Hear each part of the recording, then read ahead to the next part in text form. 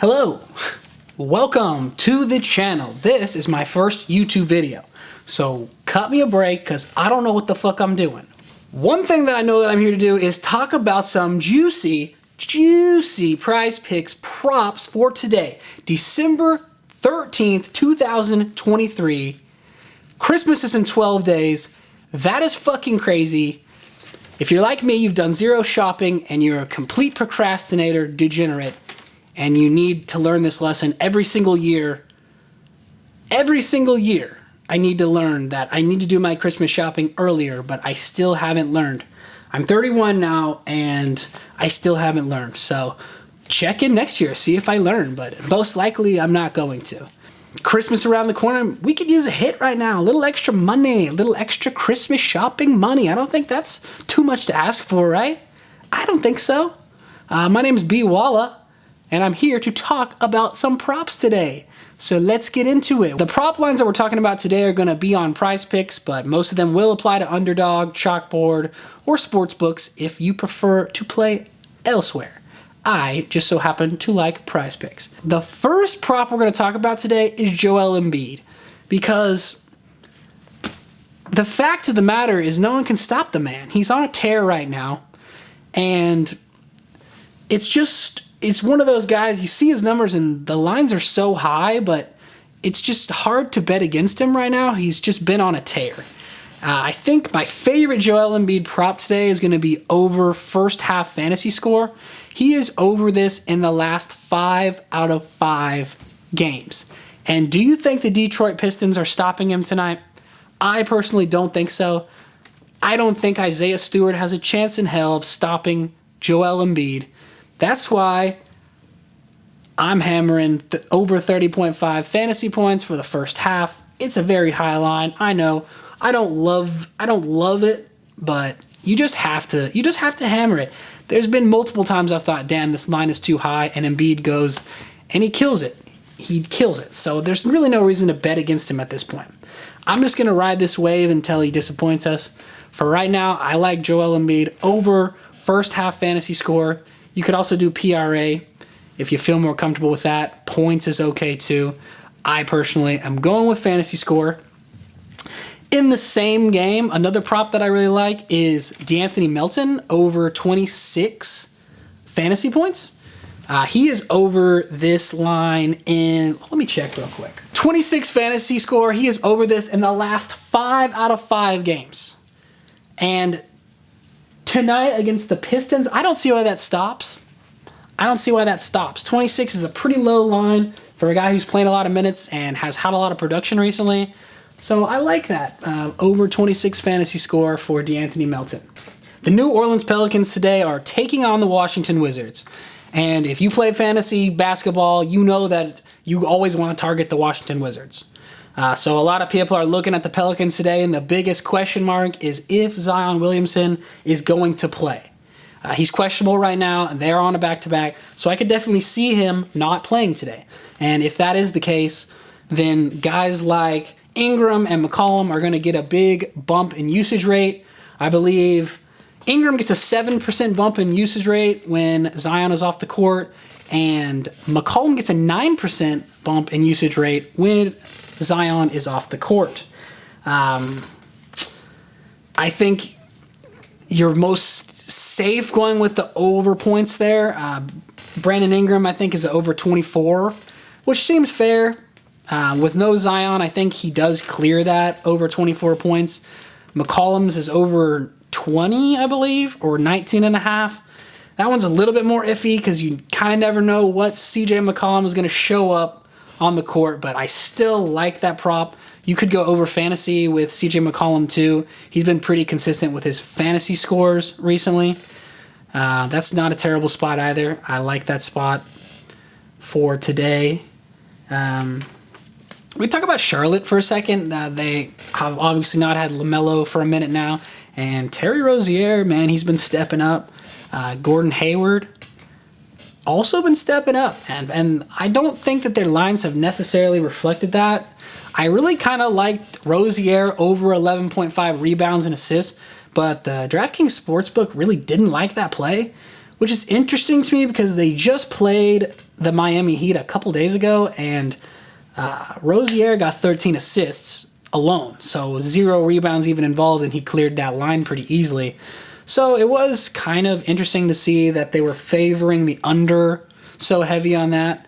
I think personally, I would like the over. I like over 11.5 rebounds and assists for Terry Rozier. I don't think it's a terrible spot. The implied total of that game is low. I think that's got a lot to do with it. Obviously, the Miami Heat play at kind of a slow pace. They don't have Tyler Hero. They don't have Bam Adebayo. Should make it a little bit easier out there. Those are good defenders. Jimmy Butler, you never know with Jimmy, man. Everyone loved the over when they played the Charlotte the first time. A lot of people loved the over for a lot of overs for Jimmy when they played Charlotte the first time, and he didn't get there, but it was very close. I think right now his line is at 44 fantasy points, and he got 42 against Charlotte the other day, so one more layup and he would have been there. It's tough to count him out. It's tough to really bet on him because you don't really know. You don't really know which way they're going on that, but I mean, you'd think if I was going to say one or the other, over on Jimmy Butler feels safer, but you just really never know. One guy that I do like on the Miami Heat tonight is Duncan Robinson. He dropped 44 fantasy points against Charlotte just the other day. Going up in the same matchup today, his line is at 25 fantasy points. Now, obviously, Duncan Robinson, he's a guy who you're going to kind of live and die by his shooting. But 25 just seems low. Seems low, man. And so that's one of my favorite plays of the day is Duncan Robinson over 25 fantasy points. I think that he can hit that line fairly easily considering the minutes that he's playing and the usage that he has right now with those two other guys off the court. The Bucks are playing the Pacers again. We just saw this happen the other day in the in-season tournament. Is it going to go down the same? Are they going to play with the same passion that they were playing with the other night? I don't know if that's true. But Giannis feasts against the Pacers. He always has. It's one of the highest implied totals of the year. You're thinking there's going to be a lot of points scored in this game. I don't think it went quite as high as people thought it was going to last time. But both fast-paced teams, a lot of points scored. If you feel comfortable going with the Halliburton over assists, that one's been one that has been cashing lately. The man's just unstoppable when it comes to assists. DraftKings Sportsbook is favoring the under 12.5 on that one, so play with caution, but it's tough to stop Halliburton right now. Giannis's points is at 35, which is crazy, but he's dropped over 40 points against the Pacers a lot of times in his career. It's a very high line to bet with or against. I really don't know which way to go. I'll probably stay away from Giannis props today. Even Damian Lillard, I mean, you never really know what you're going to get from Damian Lillard at this point. He's under on his last 5 fantasy score props, but with a high implied total on this game, you never really know. I think I'm going to kind of stay away from that one. But what I do like, 2 players I like is Brook Lopez, over PRA or over fantasy score. He's at 32.5 on fantasy score. He's over that in his last 3. Last time he played the Pacers, he had a 39 on his fantasy score. So, one of those guys you don't feel great about, but fuck it. I think that he has a good night tonight. I'd probably throw him on a slip or 2. Also, Chris Middleton. He's been annoying, He's one of those guys, he's been all season. Seems like you want to play him, and then you do, and he screws you over. But the minutes are going up, the usage is going up, and I don't think his fantasy line is really caught up with that. If you want to roll the dice on a Middleton fantasy over, I think that's fair. He's hit it. Let's see. He's at a 30 on his fantasy score right now in PrizePicks. He's over that in his last 3, and you can just see every game his fantasy score is going up a little bit more because he seems to be a little bit more involved in the game. I mean, this is Chris Middleton, a guy that we would probably be seeing at least a 40 fantasy score on this guy last year in a matchup like this. So I also don't hate going after him at 30 on the fantasy score. I think that's fair with this high game total And, I mean, he just proved it the other day. He dropped to 36 against the Pacers. So, as long as he gets the minutes, I think 30 seems a little low for Chris Middleton. Let's see here.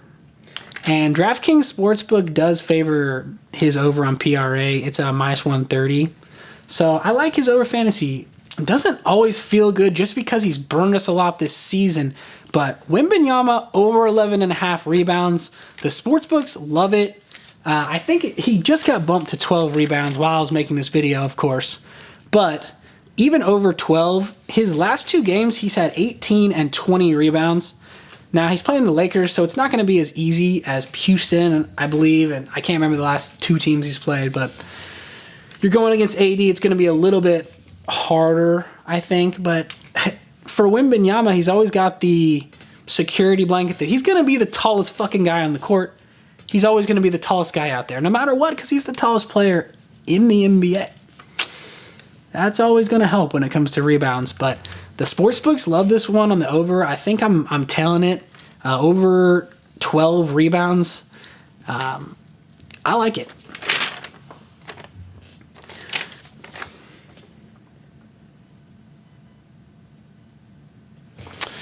Desmond Bane has been playing really well. Absence of Ja Morant, a lot of usage is going to be fed around the team, Jaren Jackson Jr. is a tough guy to predict. But Desmond Bane, man, he's been on one lately.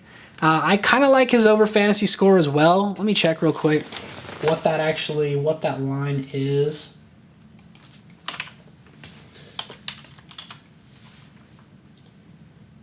It's a 39.